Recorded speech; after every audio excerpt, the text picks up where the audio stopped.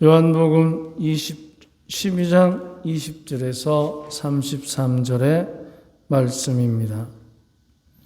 축제 때에 예배를 드리러 올라온 이들 가운데 그리스 사람도 몇 명 있었다.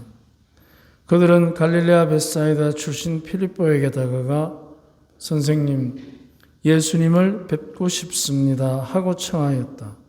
필립보가 안드레에게 가서 말하고 안드레와 필립보가 예수님께 가서 말씀드리자 예수님께서 그들에게 대답하셨다.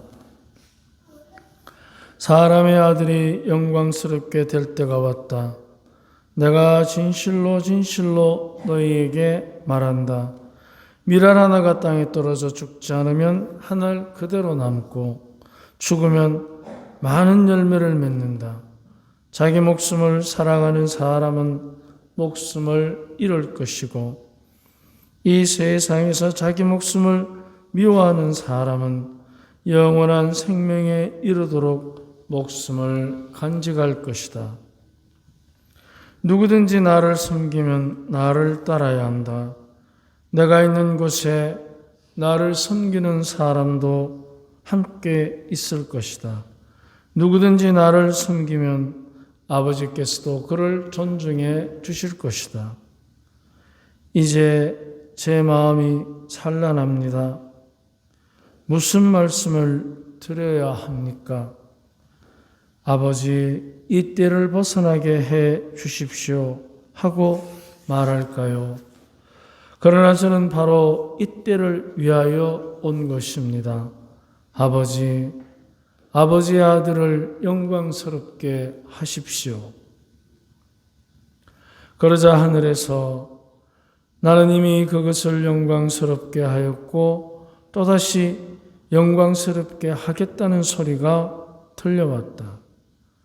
그곳에 서 있다가 이 소리를 들은 군중은 천둥이 울렸다고 하였다. 그러자 천사가 저분에게 말하였다 하는 이들도 있었다. 예수님께서 이르셨다. 그 소리는 내가 아니라 너희를 위하여 내린 것이다. 이제 이 세상은 심판을 받는다. 이제 이 세상의 우두머리가 밖으로 쫓겨날 것이다. 나는 땅에서 들어올려 치면 모든 사람을 나에게 이끌어 드릴 것이다.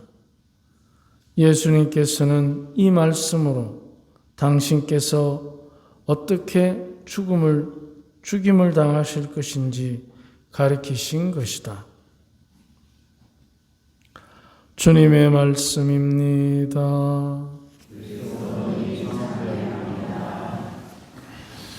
참 예수님, 이제 우리가 사순 5주를 이제 보내게 되었습니다. 우리가 사순 5주를 맞이하면서 부활절을 이제 앞두고 부활의 의미가 무엇일까 하고 묵상해 볼 시간이 된 것 같습니다. 부활은 분명히 다시 살아나는 것입니다.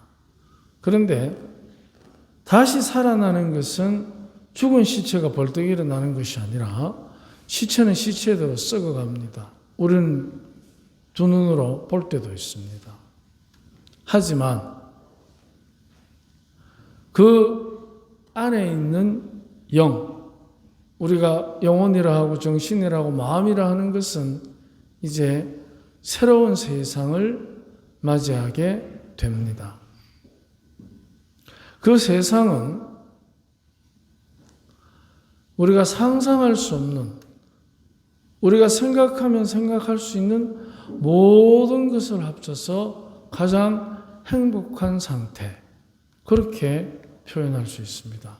그렇다면 행복한 상태에 이르는 그 무한한 행복, 우리가 상상조차 할 수 없는 행복에 이르기 위한 방법이 있습니다. 그 방법은 우리가 지금 이곳에서 때로는 배반도 겪고 때로는 두려움도 겪고 때로는 슬픔 속에서도 기쁨을 찾는 그런 삶 속에서 분명 그 방법을 있다는 것입니다. 그것을 주님께서는 하늘 미랄이 땅에 떨어져 썩으면 많은 열매를 맺는다. 그러면 우리가 썩어야 한다는 것입니다. 썩는다. 속들 많이 썩지요. 살다 보면 속이 많이 썩습니다.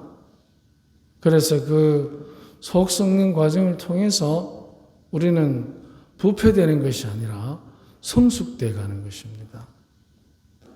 그래서 우리에게는 삶에 대한 성숙의 방법, 그게 바로 하늘 미랄이 땅에 떨어져 썩는다는 것입니다. 그러면 썩는다는 것의 의미를 우리가 좀 더 생각해 보면 썩는 것은 다름이 아니라 내가 다른 사람의 삶에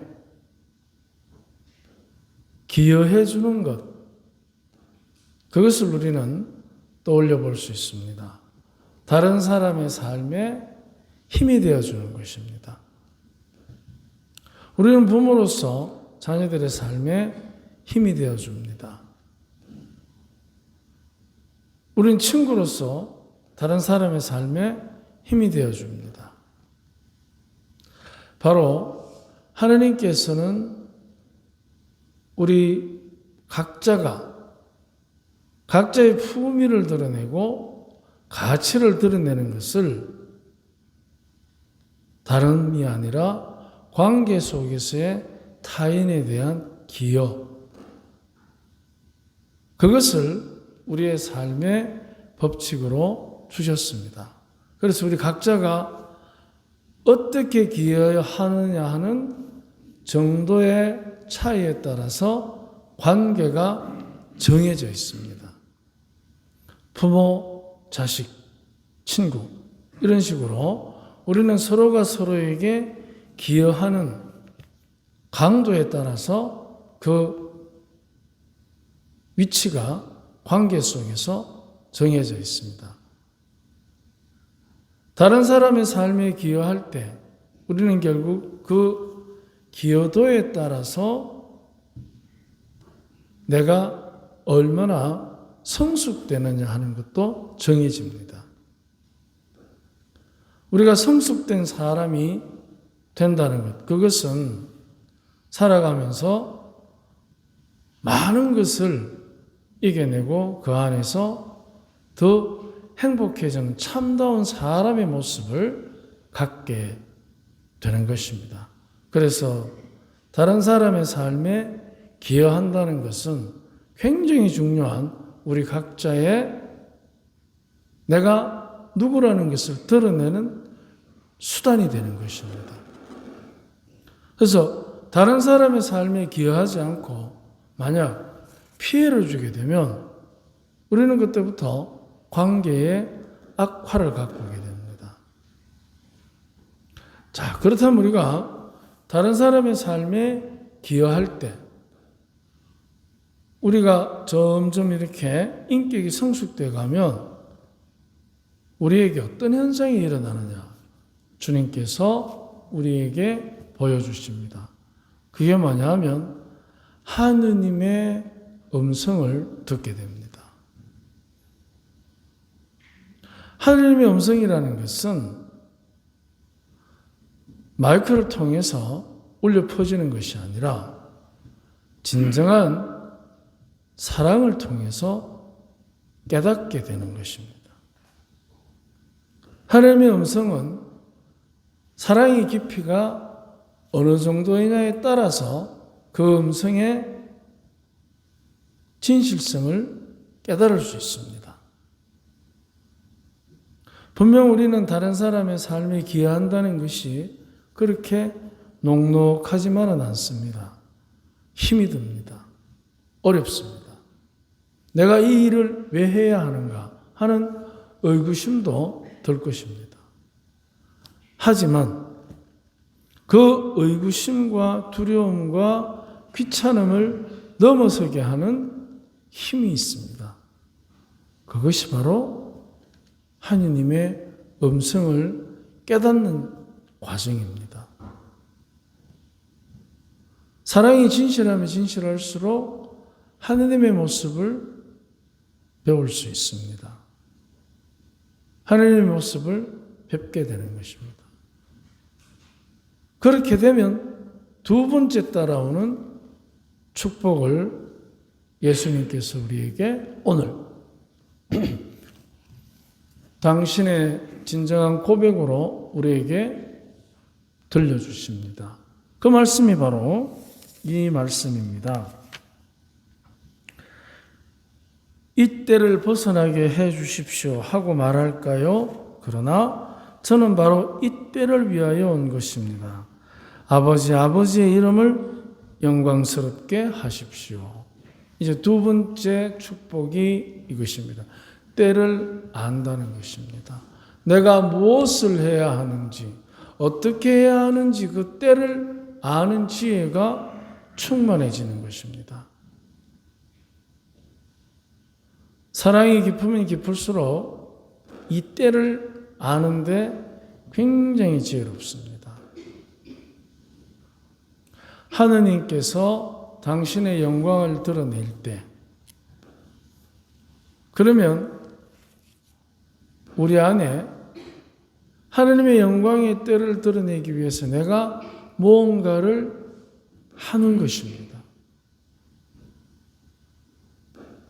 그 용기는 그 주변에 많은 사람들이 그 한 사람의 용기 있는 선택을 통해서 충만한 기쁨을 누리게 됩니다. 어머니의 희생, 아버지의 희생, 우리 주변에서 쉽게 우리는 그 희생의 덕을 보고 오늘날 이렇게 어른이 된 것입니다. 우리 역시 또 그 부모의 덕을 우리 자녀들에게 베푸는 것입니다. 그러면은 이제 세 번째 주어지는 축복이 있습니다. 그것은 두려움이 없습니다. 아버지의 영광을 드러내는 선택을 하게 되면 두려움이 없습니다. 우리가 부모로서 자녀를 위해서 못할 게 뭐가 있습니까? 비근한 예입니다. 두려움이 없어집니다. 마음에 두려움이 없는 사람은 무엇이든지 할 수가 있습니다. 부끄럽지도 않고 때로는 힘은 들고 고통스럽겠지만 그러나 힘조차 들지 않는다는 것입니다. 고통이 아니라 내가 사랑하는 사람을 지키는 그 사람의 방패가 되기 때문입니다. 우리는 다른 사람의 삶에 기여하는 축복을 받은 사람입니다. 그래서 내가 기여한 만큼 되돌려 받는 값을 따지는 것이 아니라 하느님의 음성을 깨닫고 하나님의 영광을 드러낼 때를 알기 때문에 두려움이 없어지는 것. 그 축복으로 이미 우리는 기여함으로써의 삶의 가치에 합당한, 아니 넘치는 축복을 이미 받은 것입니다. 그렇기 때문에 우리는 기여할 수 있습니다. 해왔고 앞으로도 할 것입니다. 주님께서 우리에게 주신 삶의 법칙, 기여라는 가치에 관해서 그 안에 숨어있는 엄청난 하느님의 축복을 우리가 다시 한번 기억하면서 사순오주 이제 부활을 향해서 함께 보속과 희생으로 더 넓고 크게 준비하면 좋겠습니다. 아멘.